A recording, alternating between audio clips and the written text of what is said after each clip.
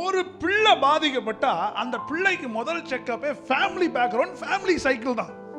இன்னைக்கு நம்முடைய வியாதி, நம்முடைய சூழல், நமக்கு கடன் பிரச்சனை, நமக்கு உபத்திரவம், இது எல்லாத்தையுமே நீங்க செக் பண்ணீங்கன்னா யாரோ அப்பா அம்மா விட்டு போன ஒரு கடனை இன்னைக்கு பிள்ளை சுமக்கிறோம். அப்போ எல்லாத்துக்குமே ஒரு சைக்கிள் இங்க இருக்கு. அப்போ ஆவிக்குரிய ரீதியில் நாம் ஆண்டவருடைய சைக்கிளுக்காக ஜெபம் பண்ணா இங்க யுத்தம் ஸ்டார்ட் ஆகும்.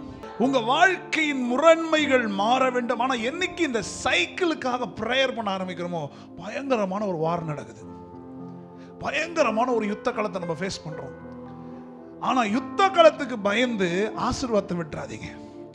யுத்த காலம் இன்னைக்கு பயமா இருக்கலாம், ஆனா நம்ம எதுக்காக ஜெபிக்கிறோம்னா அடுத்த வாழ போகிற ஒரு யுக வாழ்க்கையில நாமும் நம் சந்ததியும் கர்த்தருடைய லைஃப் சைக்கிள்ல டிராவல் பண்ண ஆரம்பிக்க போகிறோம்.